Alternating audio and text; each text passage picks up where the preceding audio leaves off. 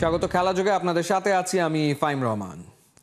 সিলেটে ভারী বৃষ্টিতে পণ্ড হলো শেষ টি-20। আগে ব্যাট করে 18 ওভার 2 বলে বাংলাদেশ তোলে 164। বারে বারে বৃষ্টির বাঁধার ম্যাচে আলো কাড়েন লিটন কুমার দাস। বাংলার কাপ্তানের ব্যাটে 46 বলে 73 রান। সিরিজ সেরার পুরস্কারও ওঠে তার হাতে। নেদারল্যান্ডসের বিপক্ষে 2-0-তে সিরিজ জয় টাইগারদের। সাইফুল রূপকের রিপোর্ট। একজন দুজন নয়, 5 পরিবর্তন নিয়ে মাঠে টাইগাররা। লিটনের টস আর স্বস্তির বিষয়ে অবশেষে আগে ব্যাটিংয়ে বাংলাদেশ। যদিও নিয়মিত ওপেনার ইমন তামিম বিশ্রামে, কাপ্তানের সঙ্গে 22 গজে সাইফ হাসান। দারুণ মৌকা হাতছাড়া, 8 বলে 12 করে বিদায় সাইফের। তবে লিটন দাস দুরন্ত দুর্বার আক্রমণাত্মক, উইকেটের চারপাশে খেলে গেছেন অসাধারণ সব শট। এলকেডির ধুন্দুমার ব্যাটিংয়ে 3 ওভার 4 বলেই দলীয় টোটাল হয়ে যায় 50। এরপরেই বাধে বিপত্তি। প্রথমে ফ্লাড লাইটের সমস্যার কারণে বেশ কিছুক্ষণ বন্ধ থাকে খেলা। ক্রিকেটাররা 22 গজে ফেরার পরই বৃষ্টির হানা। 4 ওভার 1 বলে 1 উইকেটে 60। ফ্লাইং স্টার্ট থামিয়ে দিল বেরসিক বৃষ্টি। আধা ঘন্টা পর ফিরেছে খেলা। পাওয়ার প্লেতে 67 বাংলাদেশের বোর্ডে। ব্রেকের পরেও ছন্দ হারায়নি কাপ্তানের। 27 বলে 50। আন্তর্জাতিক টি-20তে বাংলাদেশের পক্ষে সবচেয়ে বেশি 14 50-র মালিক এখন এলকেডি। প্রায় 200 স্ট্রাইক রেটে খেলা লিটনে মুগ্ধ পাওয়ার হিটিং ওস্তাদ জুলিয়ান উড। একদিকে লিটনের ঝড়, অন্য পাশে হৃদয়ের একের পর এক ডট। তাল গোল পাকিয়ে 14 বলে 9 করে হতাশায় ডুবেছেন। লিটন টায়ার্ড, হৃদয়ের পর ক্রিজে এসে নড়বড়ে শামীম পাটোয়ারিও। 7 থেকে 14, মাঝের ওই 8 ওভারে কেবল 54 রান এসেছে স্বাগতিকদের। 15তম ওভারে ডাচদের ম্যাজিক। 73 করা লিটনকে ফেরালেন কাইল ক্লেইন। তার দারুণ এক বাউন্সারে কাবু হলেন শামীম পাটোয়ারিও। 19 বলে 21, বাহাতি হার্ড হিটারের সঙ্গে বেমানান। 122 রানে চতুর্থ উইকেট হারিয়ে চাপে বাংলাদেশ। প্রায় 3 বছর পর আন্তর্জাতিক টি-20তে ফেরা সোহানের সঙ্গে ক্রিজে জাকির আলী। 18তম ওভারটা রাঙিয়েছে 2 ফিনিশার। সোহানের জোড়া 6, একটা জাকিরের। ওই ওভারে 22 রান নিয়ে বড় ঝড়ের বার্তা ওদের। অথচ খানিক পরেই মাঠে ঝুম বৃষ্টি। বৃষ্টির কারণে মাঠ ছাড়ার আগে 200 স্ট্রাইক রেটে 11 বলে 22 সোহানের। জাকিরের উইলোতে 13 বলে 20। ভারী বৃষ্টিতে ভেস্তে গেছে ম্যাচ। সিরিজ সেরা লিটন কুমার দাস। টানা 3 সিরিজ জেতা টাইগাররা কি এশিয়া কাপে দাপট দেখাতে পারবে? সাইফুল রূপক, 71। ক্যাপ্টেন্সির দায়িত্ব কারো ওপর চাপ বাড়ায়, কারো সেরাটা বের করে আনে লিটন দাস দ্বিতীয় দলে। বাংলাদেশ টি-20 কাপ্তান ব্যাট হাতে উড়ছেন। টাইগারদের পক্ষে সর্বোচ্চ 50-র মালিক হয়েছেন। এবছর তার ব্যাটেই সর্বোচ্চ রান। একেই তো বলে captain leading from the front. Faisal হাবিবের রিপোর্ট। নেদারল্যান্ডসের বিপক্ষে তৃতীয় টি-20তে বাংলাদেশের নতুন ওপেনিং জুটি কেমন করবে সাইফ লিটন, এই চিন্তা শেষ করার আগেই পাওয়া গেছে উত্তর। তামিম ইমনের চেয়েও বেশি ছিল লিটনদের রান তোলার গতি। 3 ওভারেই 39 রান উঠেছে বাংলাদেশের বোর্ডে। সাইফ হাসান যদিও ফিরেছেন চতুর্থ ওভারে, কিন্তু লিটনের ব্যাট চলেছে তলোয়ার হয়ে। ভালো খেলতে খেলতেই হুট করে ছন্দপতন, মিস টাইমিং অথবা হাফ শট, তাতেই লিটন গন। এমন ঘটনা দর্শক দেখেছে অনেকবার, কিন্তু কিসের কি, এদিন লিটনের ব্যাটিং দেখে বোঝার উপায় নাই মিস টাইমিং জিনিসটা কি। শুরু থেকেই বোলারদের ওপর চড়াও হয়েছেন বাংলাদেশ ক্যাপ্টেন। একের পর এক 4-6 মাঠ কাঁপিয়েছেন। ম্যাচের বয়স যখন 25 বল, তখন লিটনের রান 16 বলে 42। বাংলাদেশ ক্যাপ্টেনের তখন পাওয়ার প্লের ভেতর 50 করা প্রথম বাংলাদেশি হওয়ার সুযোগ, কিন্তু বাগড়া দিয়েছে বেরসিক বৃষ্টি। 6 ওভারের মাঝেই 50 লিটনের পাওয়া হয়নি, কিন্তু 50 তিনি ছুঁয়েছেন। 14 নম্বর 50 করার দিন হয়েছেন বাংলাদেশের সবচেয়ে বেশি 50 রানের ইনিংস খেলা ব্যাটার। বৃষ্টির পর হুট করেই বদলে গেছিল সিলেটের পিচের আচরণ। বল আসছিল ধীরে, ঘুরছিল খানিক, তাই দাসকেও অ্যাডজাস্ট করতে হয়েছে। স্ট্রাইক রেটেও ভাটা পড়েছে, কিন্তু ক্যাপ্টেন ঠিকই ধরে রেখেছিলেন এক প্রান্তের হাল। শেষ পর্যন্ত লিটন ফিরেছেন 46 বলে 73 রান করে। ইনিংসে ছিল 4-6 আর 6-4-এর মার। এবছর 15 ম্যাচে লিটন করেছেন 417 রান, বাংলাদেশের পক্ষে সর্বোচ্চ। 50 করেছেন 3টা, প্রতিটা শটে মনে করিয়েছেন কেন বলা হয় লিটন মাঠে আঁকেন মোনালিসা। ভাবছেন নেদারল্যান্ডসের বিপক্ষে রান নিয়ে হচ্ছে বেশি মাতামাতি? মোটেই না, বাংলাদেশ ক্যাপ্টেনের ধারাবাহিক রান করার তাৎপর্য আরও বেশি। মাঠে ক্যাপ্টেন্সি থেকে ব্যাট চালানো সবেতেই লিটনকে মনে হয় আত্মবিশ্বাসে ভরপুর আর পরিপক্ক। ক্যাপ্টেন ধারাবাহিকভাবে রান করছে, দলের রেজাল্টেও তার ছাপ আছে। বাংলাদেশ টানা 3টা টি-20 সিরিজ জিতেছে। সব ব্যাটারদের মাঝেই রান তোলার তাড়না দেখা যাচ্ছে। বাংলাদেশ ভক্তরা তো চিরদিন এমন দৃশ্যই দেখতে চেয়েছে। সমর্থকরা স্বপ্নের পরিধিও বড় করছে। এই অধিনায়কের হাত ধরেই আসন্ন এশিয়া কাপে ভালো ফল আসবে। ফয়সাল হাবিব, ৭১। মোহাম্মদ মিঠুন নাকি সেলিম শাহেদ, 2 বছরের জন্য কে হচ্ছেন ক্রিকেটারদের অভিভাবক? বৃহস্পতিবার দুপুরে মিরপুরে অনুষ্ঠিত হবে cricketers welfare association of Bangladesh কোয়াবের নির্বাচন। ভোটাভুটির একদিন আগেই তৈরি হয়ে গেছে মঞ্চ। মিরপুরের একাডেমির সামনেই বৃহস্পতিবার দুপুরে গড়াবে বার্ষিক সাধারণ সভা।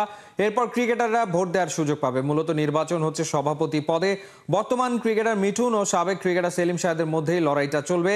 সিনিয়র সহসভাপতি ও সহসভাপতি পদে ইতিমধ্যেই বিনা প্রতিদ্বন্দ্বিতায় নির্বাচিত হয়েছেন শাহরিয়ার হোসেন বিদ্যুৎ ও নুরুল হাসান সোহান। প্রতিদ্বন্দ্বী না থাকায় সদস্য পদে নির্বাচিত হয়েছেন শান্ত, মিরাজ, ইমরুল কায়েস সহ মোট 8 জন। কোয়াবের পরিচালনা পর্ষদে টানা 2 মেয়াদের বেশি থাকতে পারবেন না কেউ।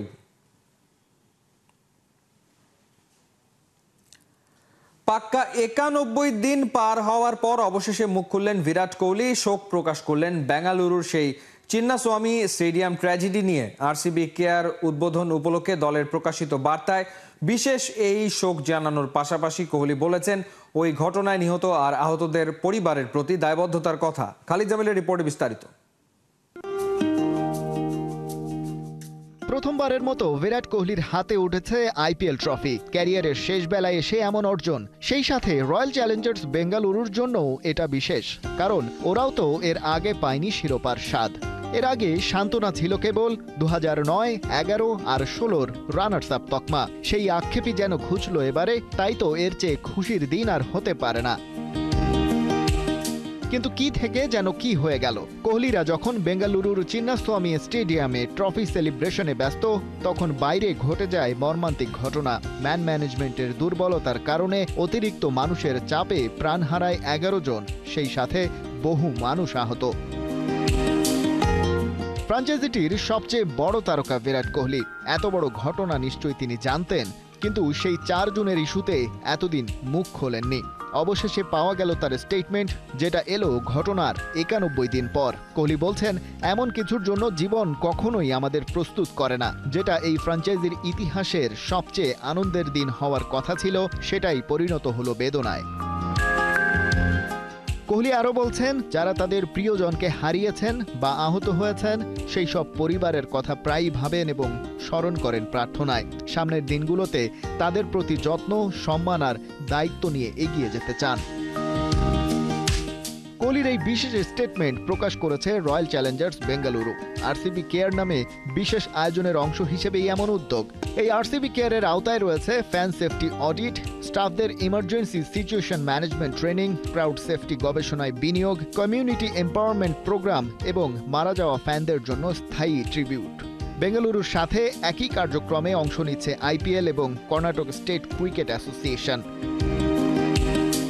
চিন্নাস্বামী ট্র্যাজেডিতে নিহতদের পরিবারগুলোকে অবশ্য কেবল বেঙ্গালুরু ফ্র্যাঞ্চাইজির পক্ষ থেকেই 25 লাখ রুপি করে দেয়া হয়েছে এর আগে। সেই সাথে আহতদের জন্য নিশ্চিত করা হয়েছে ডেডিকেটেড ফান্ড। সব মিলিয়ে ফ্যান সেফটি আর ক্রাউড ম্যানেজমেন্টের ওপর বিশেষ ফোকাস করেছে তারা। ভুল থেকে নিচ্ছে শিক্ষা। আইপিএলের পর কোহলি অবশ্য বেশিরভাগ সময় লন্ডনেই কাটিয়েছেন, তবে বিসিসিআই এর সাম্প্রতিক ফিটনেস টেস্টে অংশ নিয়ে পাশও করেছেন, যার অর্থ ওডিআই সিরিজ খেলতে অস্ট্রেলিয়া সফরে যাচ্ছেন তিনি। খালিদ জামিল, ৭১। একের পর এক ব্লান্ডার। যাদের নাম নিয়ে উঠেছিল হাইপ, তারাই যেন দিশেহারা। মাঠের লড়াইয়ে শরীরই যেন চলে না। এক প্রকার হতাশায় নিমজ্জিত হয়ে অনূর্ধ্ব-23 এশিয়ান কাপ বাছাই শুরু করলো কিউবা জায়ানরা। ভিয়েতনামের কাছে 2-0 গোলের হারে স্পষ্ট হয়ে পড়েছে বাংলাদেশের প্লেইং ট্যাকটিক্সের দুর্বলতা। বিস্তারিত জানাচ্ছেন পার্থ বণিক। ম্যাচের মাত্র ৭০ মিনিট নিজেদের বক্সে পায়ে টান খেয়ে চিত হয়ে পড়ে আছেন দুই ডিফেন্ডার জাহিদ শান্ত ও শাকিল তপু। ১০ মিনিট বাদে জায়ান আহমেদেরও একই দশা। ৮২ মিনিটে জনিকে তো বের করা হয় স্ট্রেচারে করে। অনূর্ধ্ব ২৩ এশিয়ান কাপ বাছাইয়ে ৯০ মিনিটও ফুল ফিটনেস নিয়ে খেলতে পারল না বাংলাদেশ। উল্টো ভিয়েতনামের কাছে ২-০ গোলে হারের দিন এগুলোই হয়ে রইল বাংলাদেশের দুর্দশার প্রতীকী ছবি, যেখানে জনি জায়ানদের নিয়ে কমেন্ট্রিতে রীতিমতো উঠেছে হাসির রোল। ভিয়েতনামি দর্শকরাও হেসে কুটি কুটি হয়েছে। গুরুত্বপূর্ণ ম্যাচে বাংলাদেশের শনির দশা তো ম্যাচের আগে থেকেই। জ্বরে কাবু হয়ে অ্যাবসেন্ট ছিলেন কোচ সাইফুল বারী টিটু। তার পরিবর্তে হাসান আল মামুন কেমন ইম্প্যাক্ট ফেলেছেন সেটা ফুটবলারদের ক্লুলেস পারফরমেন্সে স্পষ্ট হয়ে উঠেছে। তাছাড়া যে ফাহমিদুলকে ইতালি থেকে উড়িয়ে আনা হলো তাকে মাঠে না নামিয়ে বেশ অবাক করা কাণ্ডেরই জন্ম দেয় বাংলাদেশের টিম ম্যানেজমেন্ট। এদিন একের পর এক অ্যাটাকে ম্যাচের ১৫ মিনিটেই বাংলাদেশের ডিফেন্স ভাঙে Vietnam. Credit goes to striker Ngoc Mai. D বক্সের বাইরে থেকে তার জোরালো শটের কোনো অ্যান্সারই ছিল না শ্রাবণের কাছে। অবশ্য বাংলাদেশ যে চান্স পায়নি তা নয়, বরং বেশি কারিকুরি দেখাতে গিয়েই সেই চান্সের সর্বনাশ করেছেন আল আমিন। ৩১ মিনিটে লেফট উইংয়ে জায়ান ফ্রি থাকলেও তাকে পাস না দিয়ে একাই উপরে উঠতে গিয়ে বল হারান। ১-০ গোলে পিছিয়ে থাকা বাংলাদেশ সেকেন্ড হাফ শুরু করে কিউবার বদলে রাব্বি রাহুলকে নামিয়ে। তবে এই এক্সট্রা ফরওয়ার্ডেও লাভ হয়নি, উল্টো গোলের সুযোগ তৈরি করতে থাকে ভিয়েতনাম। এদিন মোরসালিন জায়ানরা যখন ঢুকছিলেন তখন সেকেন্ড হাফে এক খালি নিশ্চিত গোল ফেরান শ্রাবণ। কিন্তু মিডফিল্ডের দুর্বলতা আর অ্যাটাকে আল আমিনদের বারবার ঢুকতে থাকা তাকে হিরো হতে দেয়নি। সেকেন্ড হাফে মাঠে নামার পর বলতে গেলে একাই ম্যাচের মোড় ঘুরিয়ে দেন ভিয়েতনামের ফরওয়ার্ড লে ভিক্টর। ৭৭ মিনিটে তার শট বারে লেগে ফিরলেও ৫ মিনিট বাদে ঠিকই গোল আদায় করে নেন। কর্নার থেকে পাওয়া বলে তার হেড ভিয়েতনামকে এগিয়ে দেয় ২-০-তে। ভিয়েতনামের জন্য আফসোসের নাম ছিলেন ফি হুয়াং। ম্যাচের ১০ মিনিট আর ম্যাচ শেষের অতিরিক্ত সময়ে তার দুইটা শট বারে লেগে ফেরে, না হলে বাংলাদেশকে হয়তো আরো বড় ব্যবধানে হার নিয়েই মাঠ ছাড়তে হতো।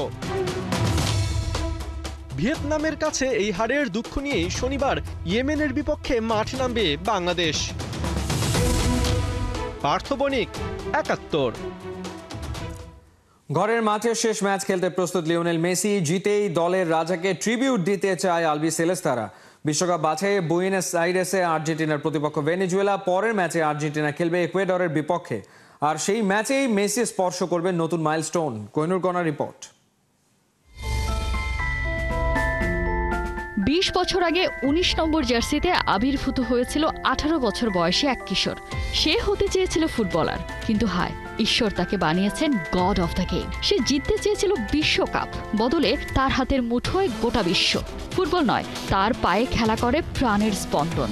২ দশকের টাইমলাইন। ১৯ নম্বর জার্সিটা বদলে হয়েছে ১০ নম্বর। তবে গোল, ট্রফি, রেকর্ড এসব প্রাপ্তি ও অপ্রাপ্তির হিসাব নিকাশ ভুলিয়ে দিয়ে তিনি হয়ে উঠেছেন সার্বজনীন Lionel Messi, the captain, football দুনিয়ার অবিসংবাদিত কিং। এল ক্যাপিটান এস্তা ফেলিস।